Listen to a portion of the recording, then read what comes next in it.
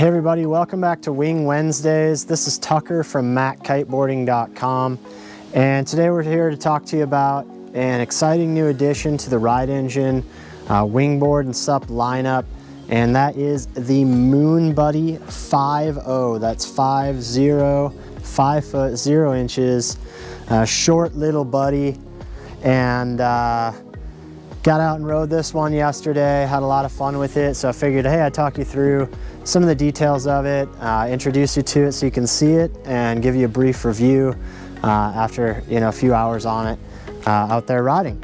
So let's get into it. As with all of our videos, give us a thumbs up if you appreciate the video, share it with a friend, subscribe to our channel to get more awesome content like this every time we release, which we release Wing Wednesdays every Wednesday, Foil Fridays every Friday, and of course we have all our other kiteboarding stuff that we drop just whenever as well. So let's get into it.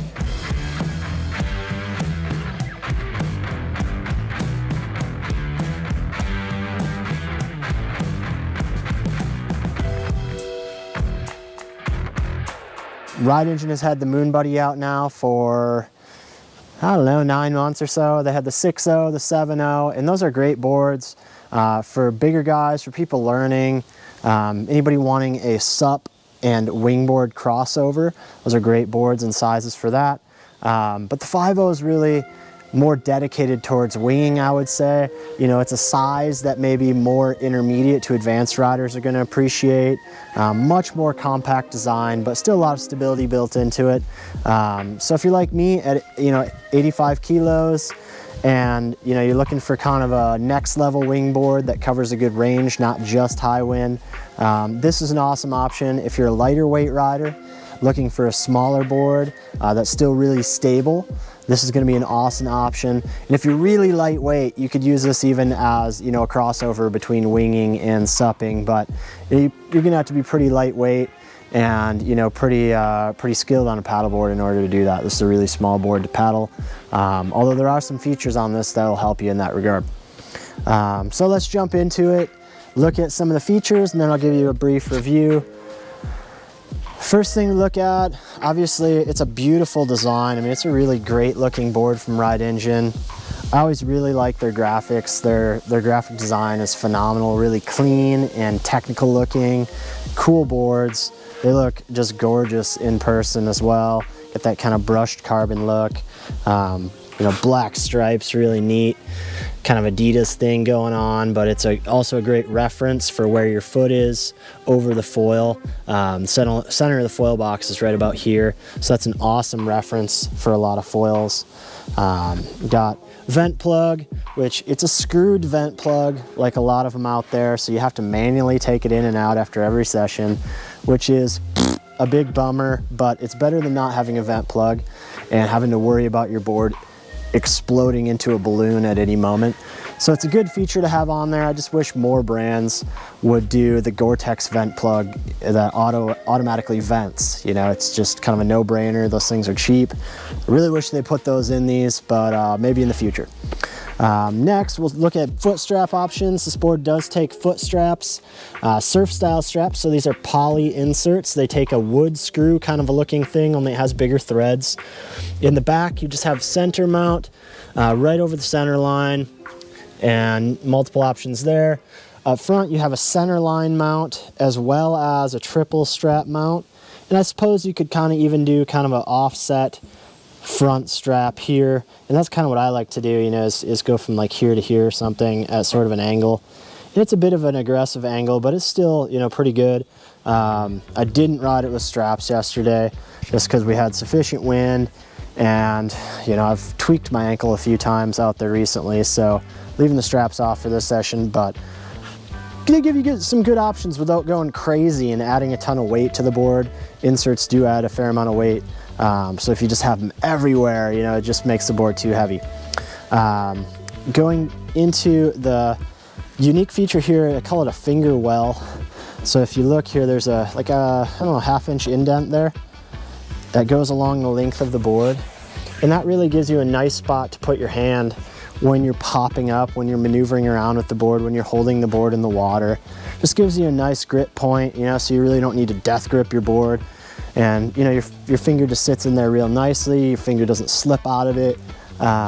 So that's a neat feature, and as an added bonus, it does add to the rigidity of the board in the longitudinal direction, kind of like corrugated cardboard. So having those actually does add to the construction of the board, makes it stiffer without adding weight. So cool job with that, Ride Engine, cool job Coleman in that design feature. It's really neat. Before I go to the other side, we'll talk about the traction pad. It's a brushed kind of pad, so you can easily move your feet around. It's not overly grippy where you can't move your feet easily, especially, you know, forwards and backwards. You can slide your feet along here, and you know, in the horizontal direction it's a little bit more grippy. So it's a neat pad. Got some little relief cuts up here. It's really probably more a graphic thing than it is useful for anything like that, but yeah, it's a good pad. It's fairly lightweight, it's fairly thin, it's not going to add a bunch of weight when it sucks up water, so that's neat. I think that's about it on the front side here. So we'll look at the back side here, kind of the business end of the board. We got a lot of things going on the bottom of this board. Number one, yes, it does have a handle on the bottom. Doesn't have a handle on the deck, but it has a handle on the bottom. I would say that's the more important location to put it in when you're carrying it around. You know, it's at a good spot, so the board is well balanced with a foil on there.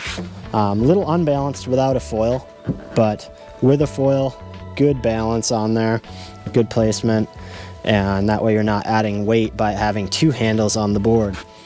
If you look back beyond the box here, we've got our foil track system, 90mm spacing, just like standard. It's going to take any plate mount foil, so you'll be all good there. It is quite a bit far back, which is a great thing on this tiny board. It's really going to allow you to have a little bit more board in front of your feet. If it were, you know, up here, you wouldn't have much board in front of you. It's going to be hard to maneuver that and just feel kind of awkward flying. Past that, we've got our kicktail here. So it's got a hard brake and actually a drop off here, a bit of a ledge into a kicktail. So the last, I don't know, maybe 8 inches of this board really isn't doing much for you planing wise, but it does, you know, give you something to kind of rock that foil up and off. So that is, you know, something to consider buying this board.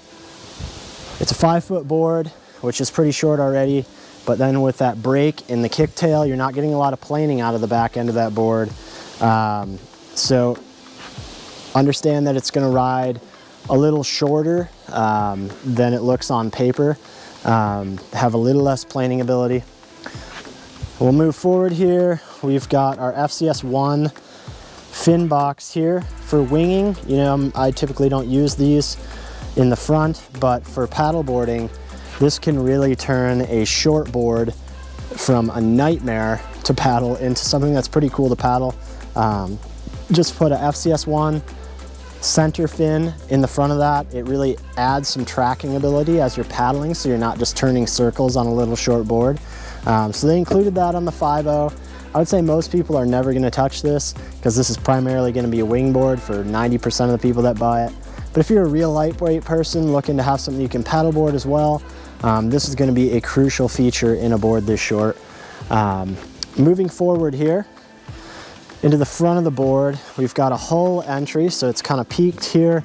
Obviously deep chines here, so that's really going to allow for smooth transition from flying to landing and taking off again, remove some of that surface tension, and transitions to a deep double concave and then flat as you reach the middle of the board and into the tail. We've got some really steep we've got some really steep chines in this board, so the angle on the edge of this rail, and what that's going to do is get some of this rail line out of the way as you're turning and maneuvering the board. Consequently too though, that does remove some stability from the board. So while this board is 26 inches wide, you know, the planing ability of the board and the stability that you're getting from the board is a little narrower than that. So again, it says 26 inches, it's true, but in terms of you know, how the board feels on the water, it feels a little narrower than that, you know, in terms of its stability and where your knee's starting and all of that. So just understand that, you know, if you're coming from a 26-inch wide board that is real blunt and full railed, this is going to feel a little bit more tippy than that, but it's still very stable for a board that's 80 liters and, you know, 5 foot long from the side to side. So, you know, I'd say it's still going to be fine, you know, if you've got some experience. This board's 80 liters, 5 foot long, 26 inches wide.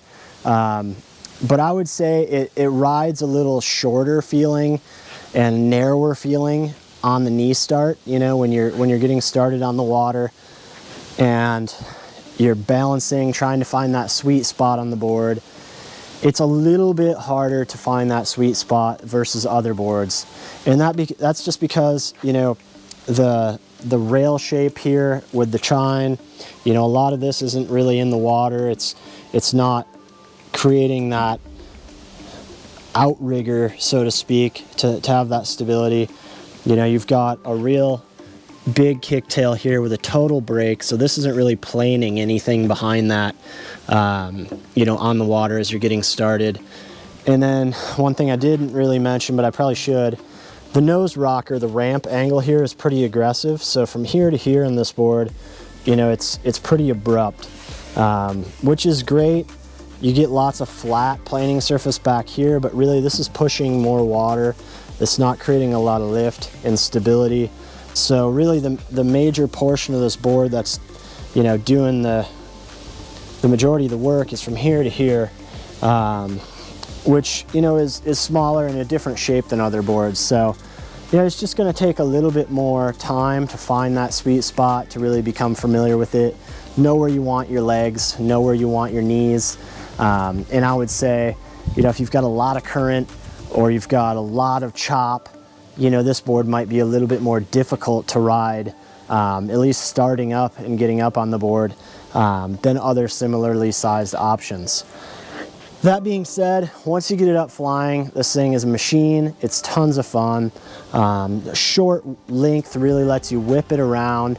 One thing that I did have to do while I was out there is kind of refine my track position on my foil. I was riding a foil I hadn't ridden before and didn't know exactly where I wanted it, so I kind of put it in the middle, a little bit back, and ended up wanting to move it forward just slightly because the sweet spot on the board is a little bit forward, again, because all that volume kind of in this area, and then the tail sort of pulls in and you remove some volume here. So the way it floats is a little bit further forward, so I wanted to move my foil a little bit further forward, so when I pop up from that sweet spot and I'm balancing and trying to get the foil to fly, I'm not just sinking the tail, I'm not just burying the tail because, you know, I want to be further back to let the foil fly. So I did end up moving my foil a little further forward and had a lot more fun that way. It also brought the swing weight a little bit forward, had a little less nose in front of my feet, which let the board maneuver faster, edge to edge and back and forth. But it did also reduce, you know, the friendliness of how it touched down after it's flying. If you're coming down or if you tap a rail, it's just going to be a little bit more temperamental in that regard. So yeah, it's a lot of fun. Love all the features. You know, for me, it's kind of a weird size at 80 liters, I would say. You know, it's neither a sinky kind of knee starty board where you get stability because the board's underwater, nor is it big enough where I get a lot of stability on top of the water. So, you know, in choppy water like I had yesterday, it feels a little bit corky, a little bit weird for my weight. You know, I typically ride 85 liters or 70 liters as my kind of go-to boards. And this is right between that, so you'd think, oh, it's perfect, it's right in between. But it's kind of neither this nor that, and a little bit weird and quirky for me on the water. You know, the 6.0 is an amazing light wind board for me and really stable and easy on top of the water. And something maybe 10 liters smaller than this would be amazing for me as kind of a sinky knee starty board, you know, where the board's underwater while you're knee starting and you gain some stability from that. But this one kind of floats at the surface and is a little bit prone to being tippy for me at my weight. In our choppy conditions. Moving on to the last thing I want to note about this board, and you know, maybe this is a nitpick, but it's something I think I probably should mention. The traction pad is really awesome. It's really dense, so it's not sucking a lot of water. It stays nice and lightweight. It stays really grippy while you're riding. But this brushed corduroy kind of surface, and maybe you guys can hear it if I scratch it, is kind of abrasive, honestly. I did a lot of riding on my knees yesterday because it was kind of light wind, but I was still trying to get out there and demo out this 1,000 centimeter race wing, which is, you know, probably quite a bit smaller than I should have been riding, but spent a lot of time slogging on my knees, we'll say, you know, getting up and messing up and falling and getting used to the thing, especially on a short mast. But with a situation like that, and it kind of reminded me, hey, there are a lot of guys out there spending a lot of time on their knees if they're learning and progressing, or somebody that rides a lot of light wind and they're progressing, you know, doing a lot more knee starting than the rest of us. That could be an issue. So I was kind of brought back to that point and thought about, you know, how abrasive these pads can be sometimes. And I would say this one's a little bit more abrasive than others. I think that's really all I got to say about this board. It's a great board. The weight on it is pretty middle of the road. This is an 80-liter board. I clocked it in at about 13 pounds, which is, yeah, kind of middle of the road. It's a durable construction. It's an affordable price. So, you know, it's something you can look to rely on and not have to repair constantly, but, you know, also light enough where it's a ton of fun. And in a short package like this, you really don't feel the weight, let me tell you. So it's a fun board to ride. Really looking forward to having these in our shop, and yeah, getting them out to you guys as soon as we have some stock available to ship. We should be any day now, basically when we release this video probably. So reach out to us, give some comments in the section below if you've ridden this board or similar board, have any questions for us, we'd be happy to answer them for you. And as always, you can call the shop, reach out our live chat or email, and we'd be happy to help you out that way as well. So yeah, till next time on Wing Wednesdays, this has been Tucker from MattKiteboarding.com, and we'll see you there.